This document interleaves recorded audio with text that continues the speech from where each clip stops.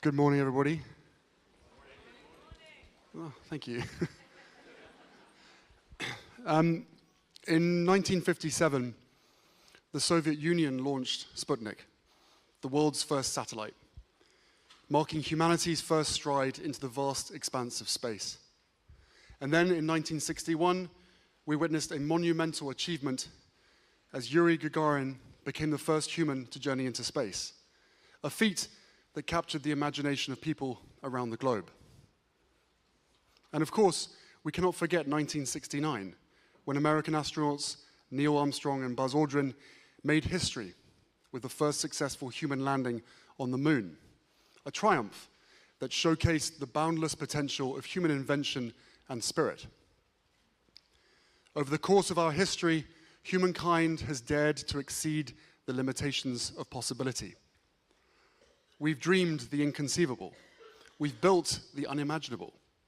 And as a result, we live in a time where accessibility to everything, everywhere, all at once, rests in the palm of our hands. Yet, while we celebrate global achievements and their impact, there is still critical work to do. And so, I stand before you today to speak about the pervasive threat that our online world poses to us, especially our children, if we allow the status quo to remain. In an age where our lives are intertwined with technology, we cannot afford to only see the online world as a space for profitability, competition, and rapid growth. Instead, we must come together to ensure the digital space is one that fosters well-being, connection, and hope. Young people today are disproportionately affected by negative experiences online and mental health issues stemming from their digital interactions. They know it. The statistics prove it. They're navigating an environment that is often hostile and overwhelming.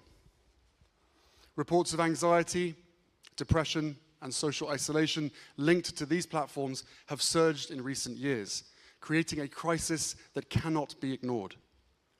These challenges are compounded by the relentless spread of unreliable and unfounded information, leaving many feeling isolated, confused, and scared.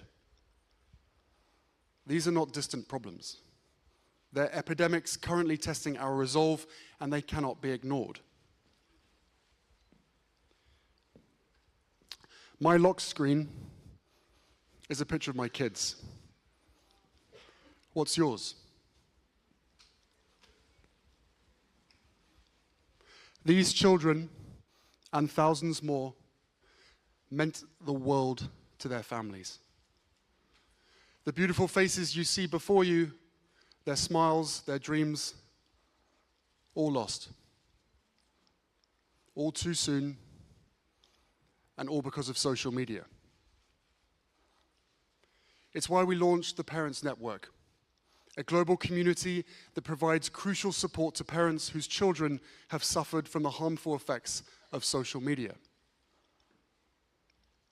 And it is because of them that we at the Archwell Foundation are committed to this issue.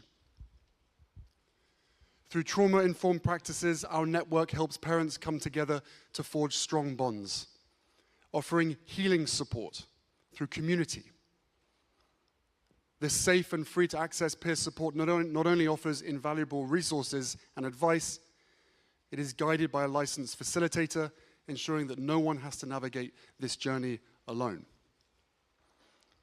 Our platform provides opportunity for parents to turn their pain into purpose, ultimately changing the very system that stole their child.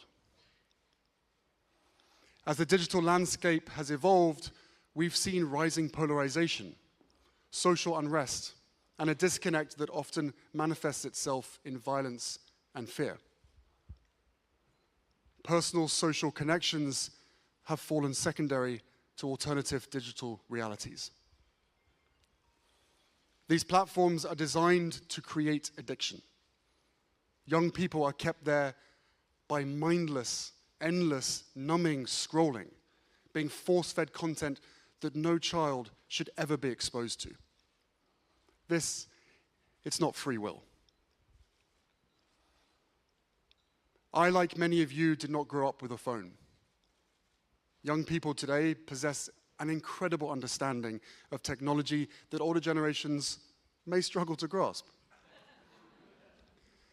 They are digital natives, adept at navigating online spaces and spotting harmful trends. Their artistry and fresh perspectives allow them to envision solutions that we might overlook.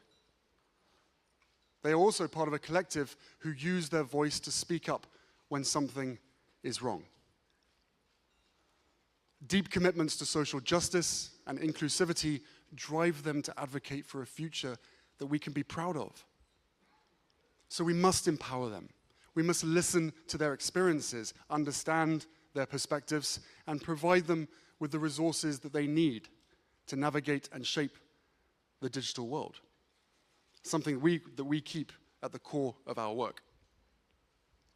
We must raise them to know that IQ without EQ will always fall short. We must provide them with spaces to innovate and advocate for solutions that prioritize safety, respect, and empathy. And while we embolden both youth and parents to be in the conversation, we must also hold those in power accountable.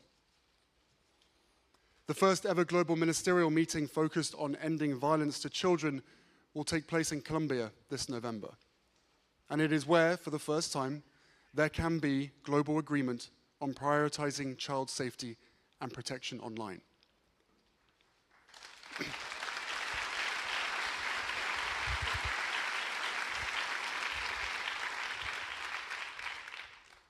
Our laws and regulations are different state to state, country to country.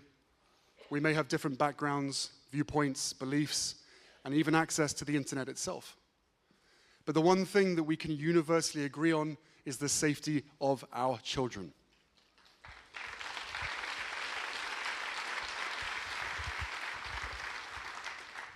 So why do the leaders of these insanely powerful social media companies still refuse to change?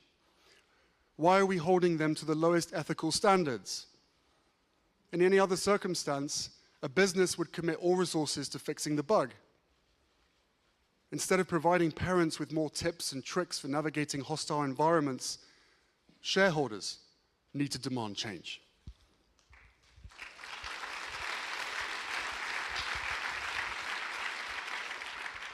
Some say kids will be kids, and, well, that may well be true. Kids may get into trouble. I know a thing or two about that. But our kids are being targeted. The harmful effects of social media are made by design. While we embolden both youth and parents, we must also hold digital platforms accountable. Surely, none of us want to live in a world where there is no consequence or accountability. Parenting doesn't end at birth of a child. Neither does founding a company. Whether parent or CEO, we have a duty and a responsibility to see our creations through. If corporations unabashedly lack responsibility, it doesn't mean we should do the same. Their platforms may be under our fingertips, but we have the fate of the future, their future, in our hands.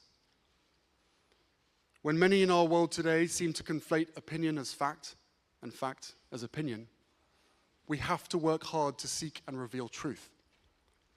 For as long as we're debating over lies, we will forever be divided. And when so much of our future is uncertain, we need to meet global insecurity with compassion rather than hate. Inclusivity and equity are not optional. They are the bedrock upon which we must build our communication and community.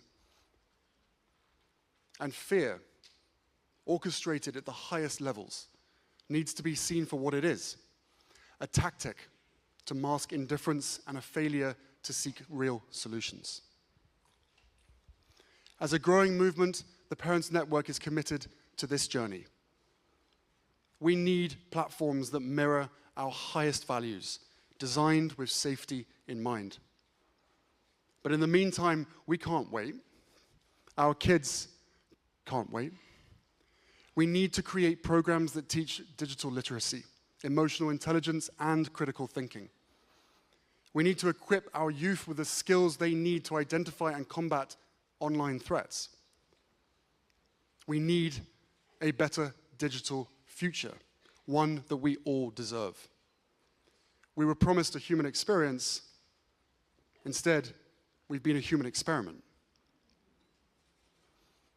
This is an invitation to each and every one of you to open your eyes, ears, and hearts to these realities and to channel our power, resources, and intelligence toward meaningful action. All we have today, in this moment, stems from the defiance of boundaries we once thought existed. We've split the atom. We've walked on the moon. We are more than equipped to tackle this. The future of our world and our youth depend on it. We all just need to want it enough. And I know that I do. Thank you.